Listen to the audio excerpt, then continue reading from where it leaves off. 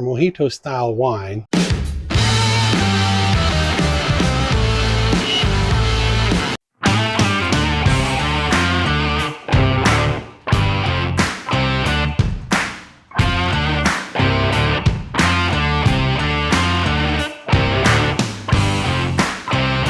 Our Mojito-style wine, it's actually based off of a kill you recipe, which is a Finnish recipe, basically just a sugar wash.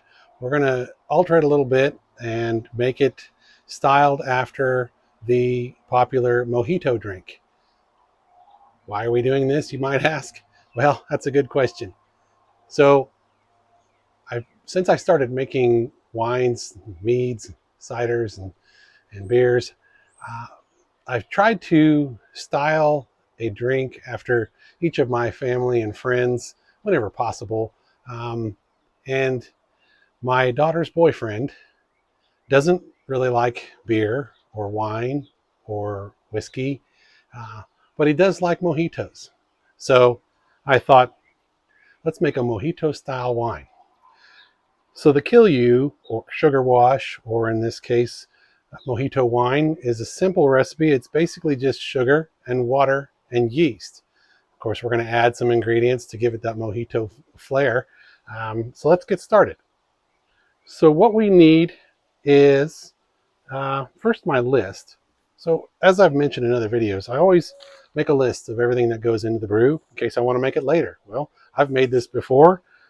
He loves it, so we're going to make it again, but I can refer back to my list. So what we need is, we're going to start with a fermenter, and we're going to need a wide mouth fermenter for this because we're going to be putting things into it.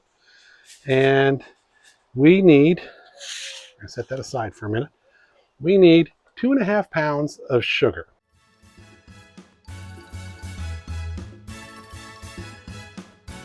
So we're going to start with our wide mouth fermenter, tear that out, and set it on pounds. And then we're just going to add 2.5 pounds right to the fermenter.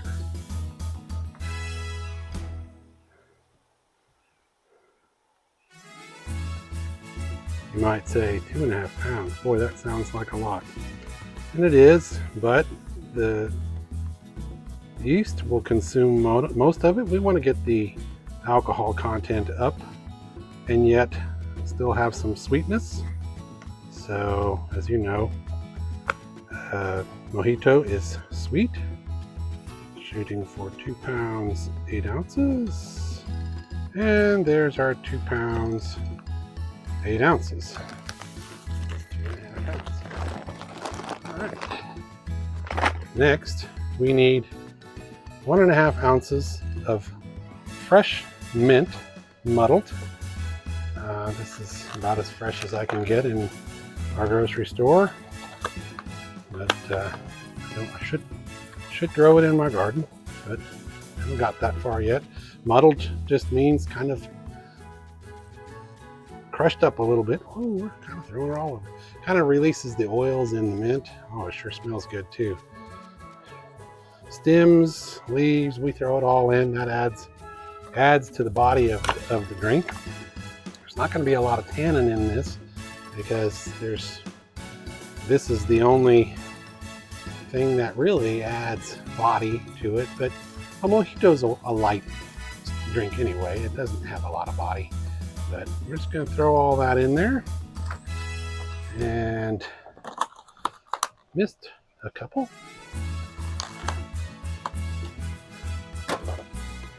And then we need a zest of 1 lime. I'm going to try and do this. Rather than zest, I'm just going to take the peel. Trying not to get the pith. The pith can add bitterness to it. So we're just trying to get, okay, as I thought, that doesn't work too well. We're going to go with paring knife. Be very careful just to get the skin, the peel, and not the pith. Boy, between the smell of the lime and the smell of the mint, oh, it's awesome. I've said it before, somebody needs to invent smell-o-vision. Got a little pith on that one, but it's okay. We'll be all right. Yep, getting a little deep. Need to come a little. This is why I wanted to use the peeler, because I'm not very good at peeling and not getting the pith in there. All right, this is gonna give it not only that lime flavor, but also give it a little bit of tannins and a little bit of acidity. You want to have a little acidity to it. All right, what's next here? We need some yeast nutrient. I use Fermento. We're going to use 5 grams of Fermento.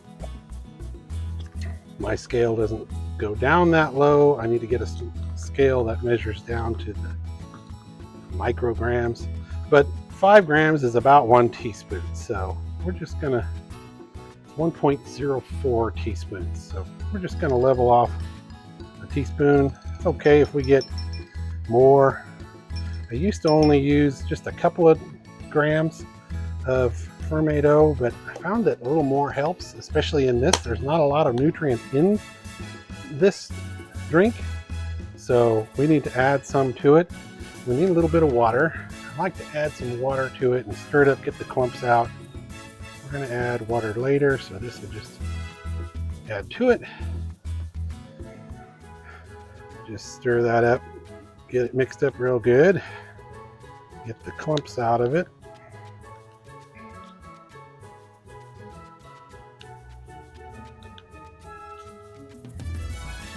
Have a mama dove nesting up in the roof here. She's being quiet right now. She was really talking up earlier. She's sitting on a nest.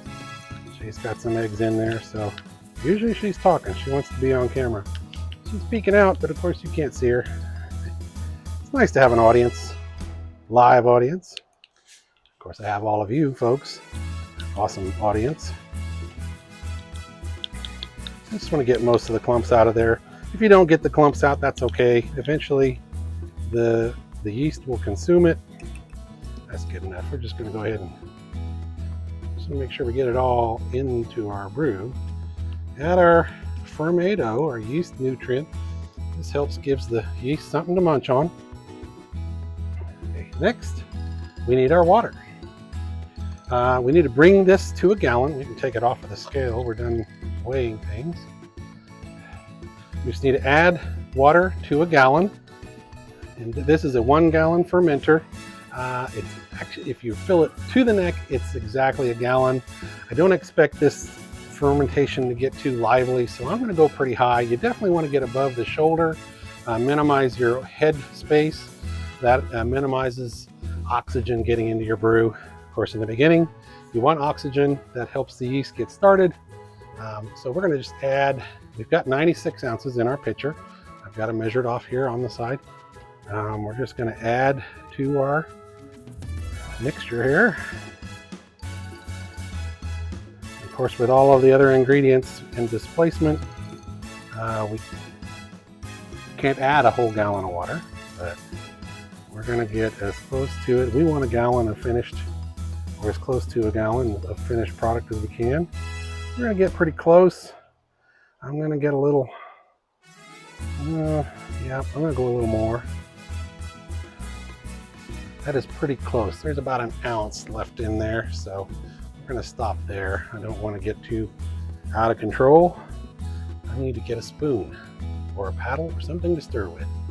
All right, we just need to stir this up, get all of that sugar dissolved. There's a big old lump of sugar. It's going to take a little while. You want to make sure it is all completely dissolved so that your readings are accurate. We're going to take a reading here in a minute, and we're going to measure the specific gravity, or how much sugar is in the mix. And what that does, that helps us to not only calculate our alcohol by volume at the end of this process, it can help us estimate how much it's going to be, and more importantly, helps us know when the fermentation process is done. In this particular case, we're usually I ferment all the way to dry, which means the yeast have no more sugar to consume. I prefer my drinks dry, but also I don't, if they're dry and the yeast has nothing to consume, I don't have to worry about fermentation to continue after bottling, which could create a bottle bomb. Yes, I do mean bomb. You put bottle in, or you put fermenting liquid or any kind of fermentation in a contained space, sealed off, and it will explode. So we want to make sure we don't have exploding bottles.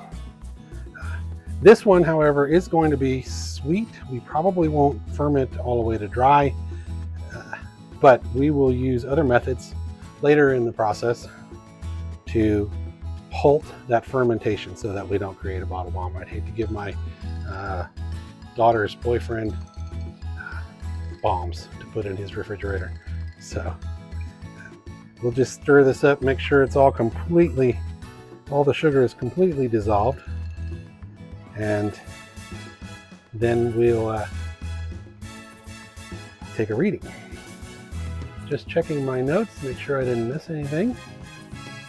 Later in this process, after it's fermented, done the primary fermentation, after the primary fermentation, we're going to add another zest of another. We're going to add the zest of another lime and the juice of lemon to it. Those are the other ingredients found in a mojito. So we're going to add those. You might ask, why don't I add them now? If you have too much acid, it causes the yeast to struggle. It can create a condition where the yeast will stall, and then you got to do other things to try and get it going again. So you don't want it too acidic. And fermentation tends to take some of the flavors out. You lose some of the, let's say, the shininess of a flavor during the fermentation, the primary fermentation process. So we're going to add some of that flavor back in after the primary fermentation so that we maintain those flavors. All right, what I'm going to do, I think it's pretty well dissolved, but I am going to just wait for a second and let that settle to make sure there isn't any sugar settling on the bottom. Speaking of yeast, we are going to be using Lalvin 71B. It is a good performing yeast. It has a fairly high alcohol tolerance. We're not really shooting for a super high alcohol level, probably about between 9 and 11%, I'm thinking. So this will handle that easily. I could probably go with something a little less aggressive, but this has a tendency to go very slow in the fermentation process or stall. We don't want it to stall, so we'll use a good performing yeast to help us have every advantage we can. Okay, so let's take a look at the bottom of this jar. A lot of times you can see the sugar laying on the bottom. I think there's a little bit there. I usually use a plastic stirring utensil that I can kind of feel the granules on there. I don't really feel anything here. I think we've pretty well got it mostly mixed up, but we'll just give it another spin for a little while. I'm not being gentle with my stirring.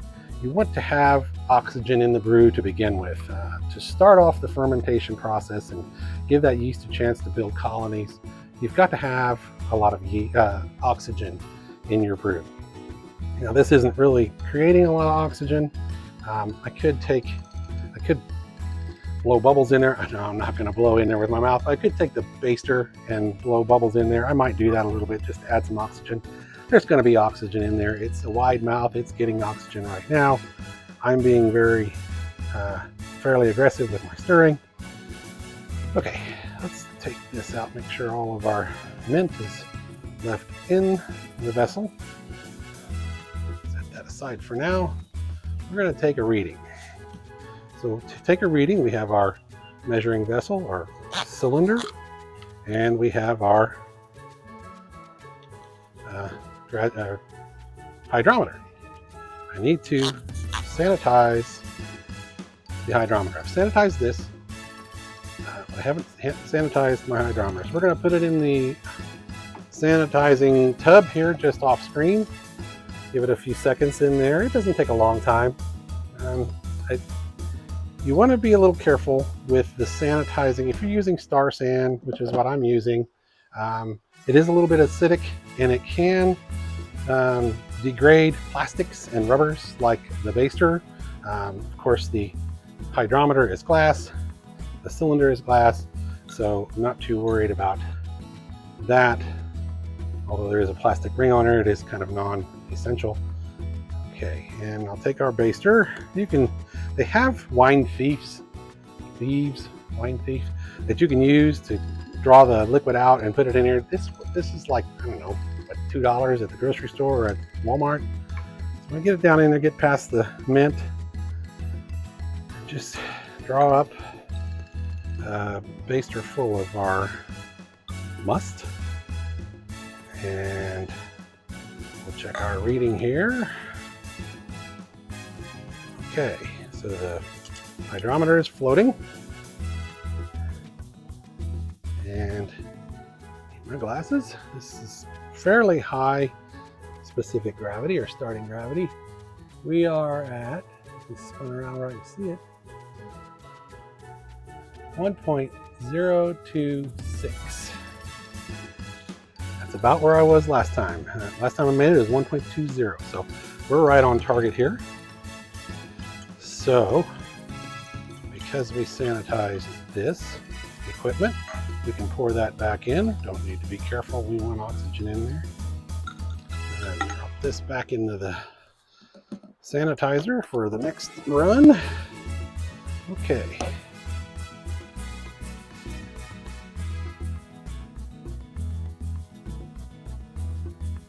Okay, next we need to add our yeast.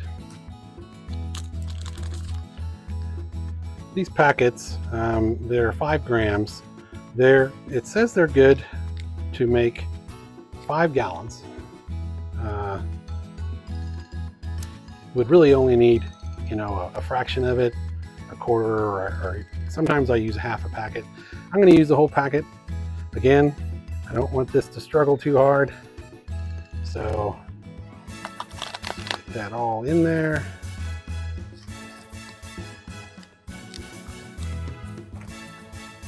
And my lid, let's give it a little swirl. I like to get those yeast. They're all sitting on top of the mint leaves. They will eventually fall down into the brew, unless of course you get them all over the sides. Sometimes I try to make things better and end up making them worse. That's okay. Let's try and get some of that off. There's plenty of yeast in there. There's no worry about not having enough yeast. But let's just put the lid on. This has all been sanitized in the star sand solution. And we have an airlock over here. I'm going to put a little bit of the star sand solution in there. I don't use these quite as often as the S-Lock, but they work just great too. Put that in there. Insert that in the grommet, being careful not to shove it all the way through. And we've started our Mojito-Style wine. As I mentioned, I try and style different brews after family and friends. My daughter's boyfriend is, he has a TikTok channel. He is a dirt track racing announcer. He's the premier dirt track racing announcer in Kansas. And so I call this the TS Mojito. It's TS Tanner Schmidt Productions. I'll leave a link down in the description to his channels. But this is the start of our TS Mojito. We'll be back when this has finished, or in about a week. We'll check the reading again, see where we're at. It's been a couple weeks, about 16 days since we started the Mojito-Style wine, the TS Mojito, and the all of the bubbling in the airlock has stopped. I removed the mint leaves. Didn't want them to get moldy or start growing things in there. So I removed them about a week ago just to make sure.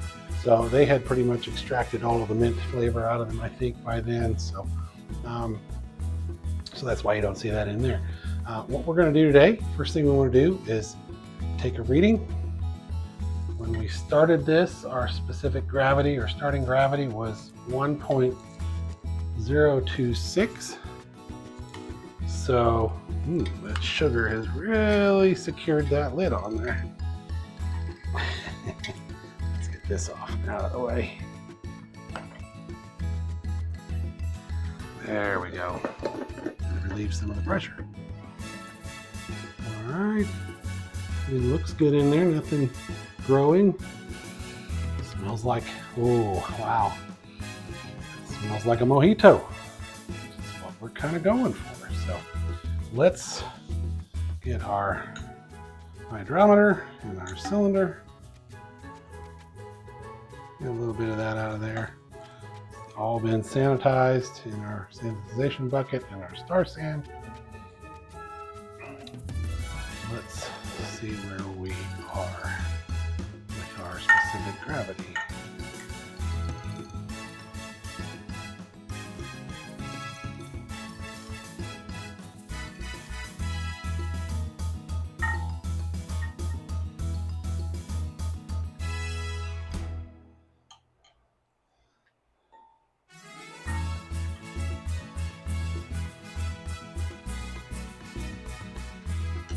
Okay. It's kind of cloudy. If I remember right, the other one was too. Oh boy. Okay, so we are at, interesting. Seem to have made a miscalculation somewhere along the way, because we are sitting at a higher gravity than when we started. We are at 1.032. We started at 1.026. So we have made a miscalculation somewhere along the way, probably in our starting gravity. We may have not had it mixed well enough. If you don't get the sugar all mixed up in there, you will come up light on your gravity reading. That's okay. We'll just move along. What we'll do, we'll rack this to another fermenter. We'll let it set for another 5 days or so. Take another gravity reading. If it hasn't dropped any, we'll know that it's done. It's going to be sweet if it doesn't drop, but a mojito is generally sweet, so that's not unusual. Let's look back to the last time I made this.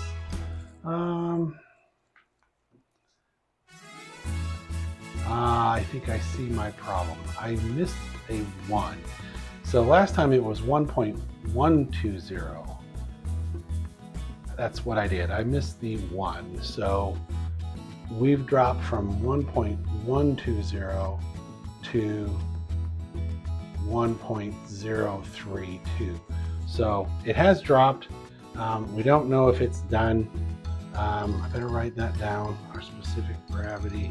I'm going to assume we dropped the 1 in the beginning. So we are at 1.032. If it stopped now, let's just do a quick check. If it didn't drop anymore, take 1.126 minus 1.032, be 0.094 times 135 would be 12.69%. So I'm betting it is probably done. I don't imagine this is going to go all that much higher. 12.6%, 12.7% is pretty high for this. So I'm guessing that's what happened. We dropped our 1, so we are okay. We still need to rack it and let it set and make sure it is truly done, but just so that we don't create a bottle bomb when we go bottling. So what we need to do is get our pitcher that I have in the sanitization tub. Bring that out, and I'm going to pour what we have here into our pitcher. We don't want to pour it back into the fermenter because it will just stir up all of that lees on the bottom. I'm dripping sanitization fluid all over my knee. That's okay. All right, let's get that set there while it stops dripping. Put this back in the sanitization bucket. Should come up with a name of that. We'll call it the tub. The sanitization tub. Sand tub. How about that? Sand tub. All right, so then what we're going to have to do is we need to elevate our pitcher. I just happen to have my big old bucket of peanuts. Peanuts aren't so much part of the game here, but the bucket is. We'll set that up there to elevate it. But first I want to get my auto siphon and tubing out of the sand tub. That sounds funny. I don't know if I like that name. We'll come up with something. Maybe you guys have something to suggest to name my sanitization tub. Maybe we don't care. Get all of that sanitizer out of there. You know what I need to do is just unhook the tubing.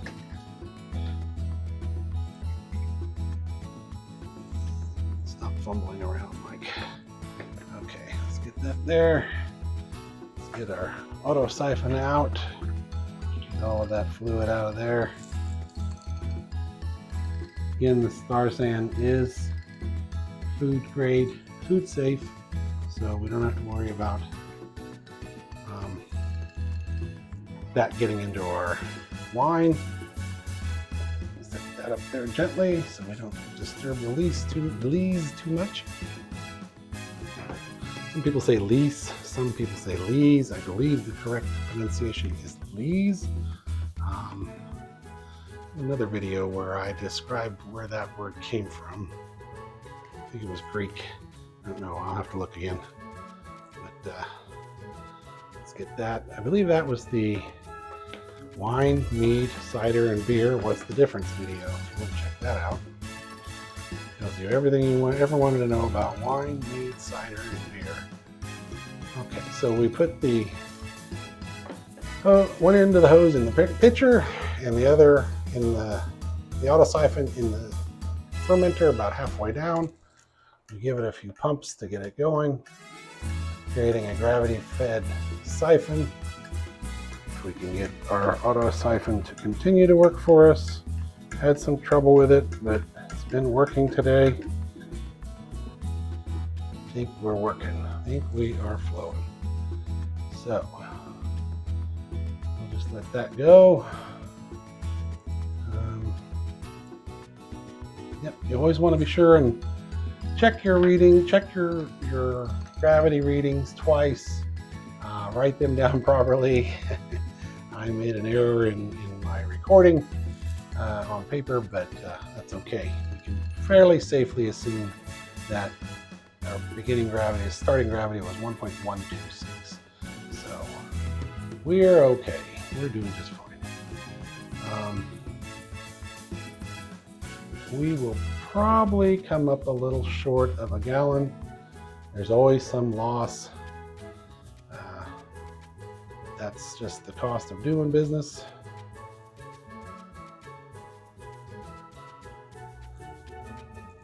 Won't make you watch this whole thing. We'll come back when we're done racking. You might be wondering, why didn't I just rack it from one fermenting vessel to another? It's a very good question.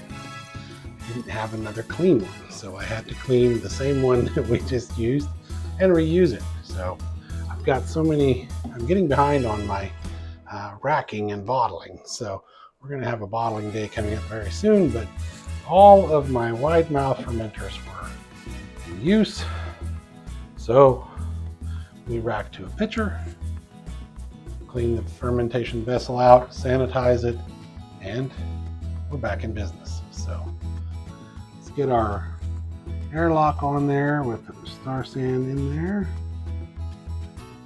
Put the right amount. And put that on top of that. And put that into the rubber grommet. Be careful not to shove it all the way in. And we'll set that back on the fermentation shelf and let it go for another 5 days to a week. Let's give this a taste. It smells good. That's a pretty big taste. Probably could have put some in there, but it's all right.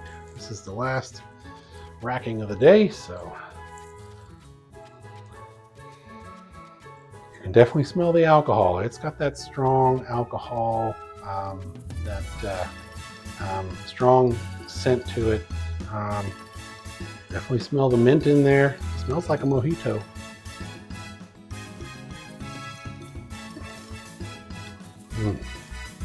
Oh wow, that mint is strong in there. It's not overpowering, but it's really good. I love that. That's delicious.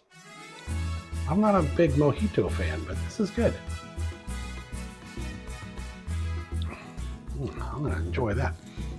Okay, we've got our notes.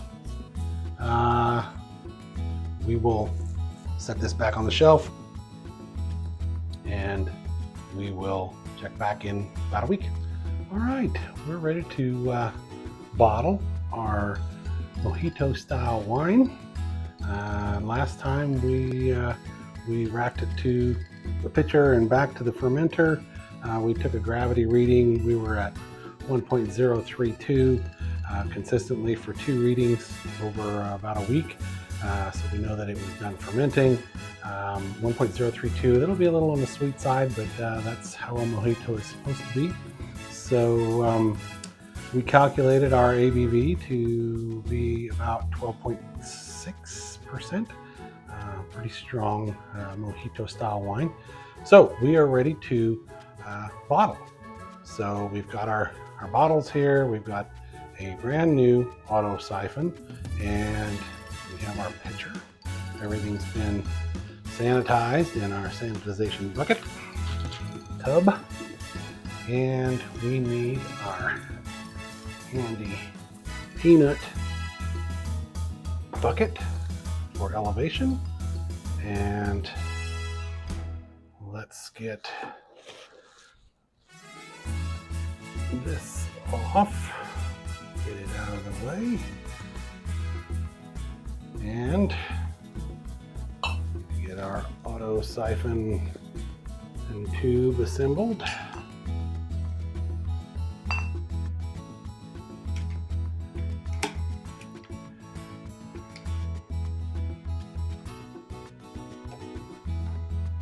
Hopefully we have resolved all of our auto siphon issues with the brand new auto siphon.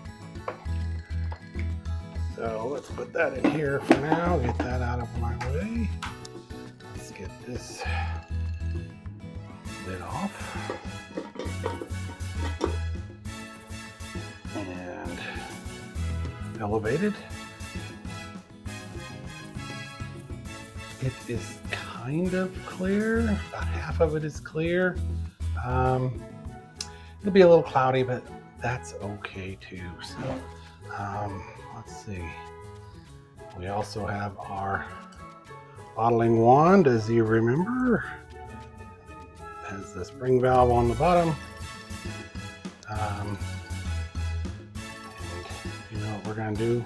Well, first we're going to rack to a pitcher, so we don't need the bottling wand.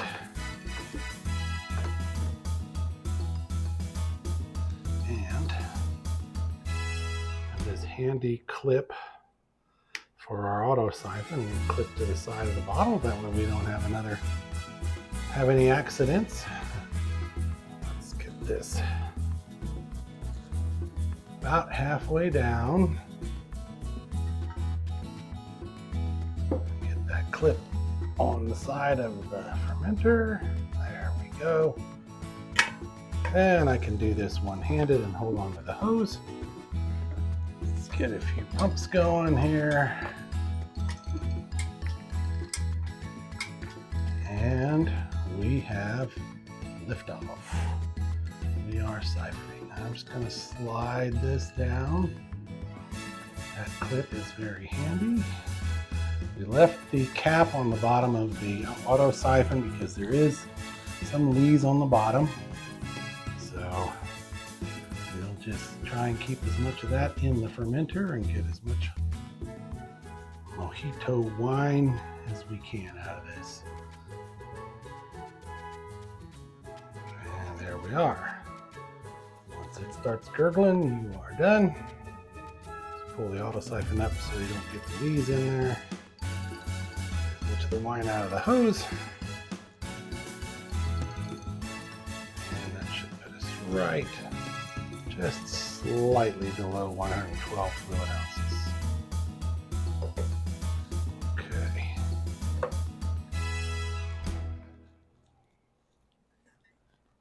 That over here out of the way. And then we'll need to shift gears. I have found it's easier to bottle with, you have to have the vessel you're filling lower than the vessel that you have your wine in. I have found it's easiest to put a small little stool on the floor, easier to work with. So we're gonna readjust here to get our bottles down lower, and we'll be back in just a second. Okay, we have retooled. We've got our bottling wand on the end of our auto siphon tube. Got our 112 fluid ounces of Mojito-Style wine elevated. Our auto siphon ready to go. Got our bottles, and we got our lower elevation ready to go. We're ready to bottle. And as you remember, the stem valve, you have to depress it on the bottom of the bottle. When you start pumping your auto siphon, that allows it to flow. And when you pull up on the auto siphon, it releases that stem valve and the flow stops. That's how you fill your bottles and keep from making a mess. So we are ready to go. We'll start with our first bottle here. Got the stem valve depressed. Get our siphon going. We are flowing. You'll notice I took the cap off the bottom of the auto siphon.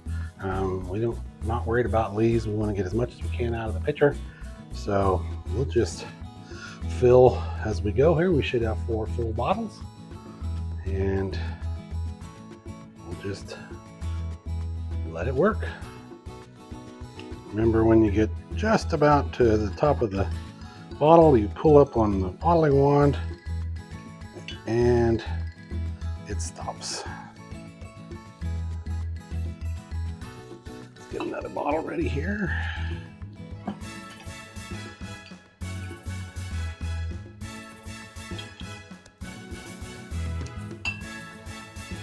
There's one. And remember, I mentioned if there is a punt on the bottom of the bottle or a dimple, bump, you have to have that stem valve right in the center of that punt. It takes a little practice. It tends to want to slip off to the side, and it makes it a little harder to depress that stem valve. But once you do it a couple times, you'll get it down. Half of these are flat bottom and half are punted, so I'm doing a little of both. Again, I just use used bottles. Try and save money whenever I can. So these are all old wine bottles. Again, they're screw tops. Screw caps makes it life easier. There's 2.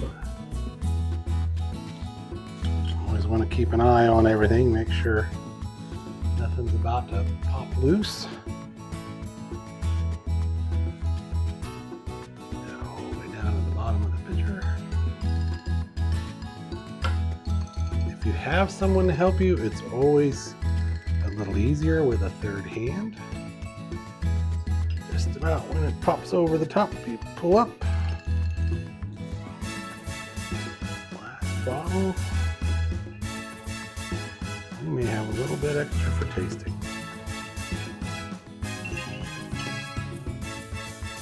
There's number 3. You always want to try and get it up into the neck of the bottle so that you minimize the amount of headspace there. The potential for oxygenation is less. Normally with a cork you'll fill about 1.5 inches, 1 3/4 over the top of the neck with the cork, but you're not using corks, so you might, that's close enough. It's not too bad. Very minimal headspace there. We're going to come right up at 4 bottles. Just enough extra to have a little tasting.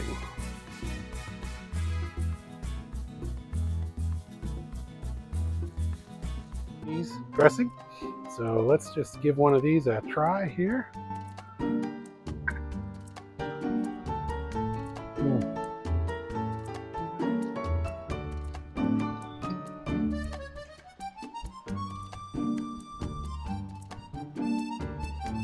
Those are delicious.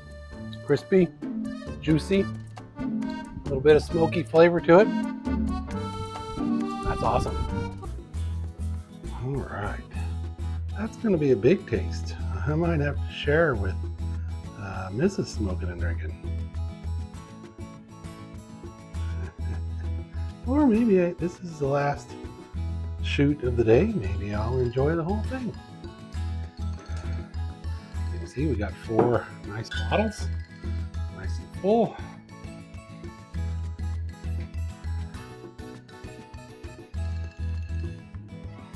Smells nice and smooth.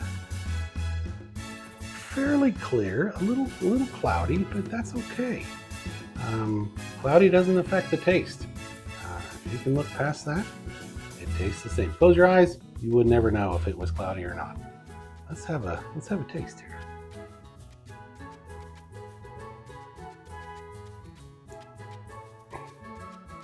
Oh, that's nice.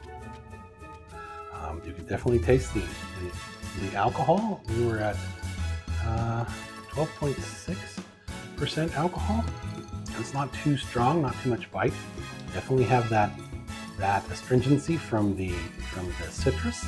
I believe we had mint and what else did we put in there? We had a lime. You get the astringency from the lime skin. That's it, really. Just fresh mint and the zest of a lime.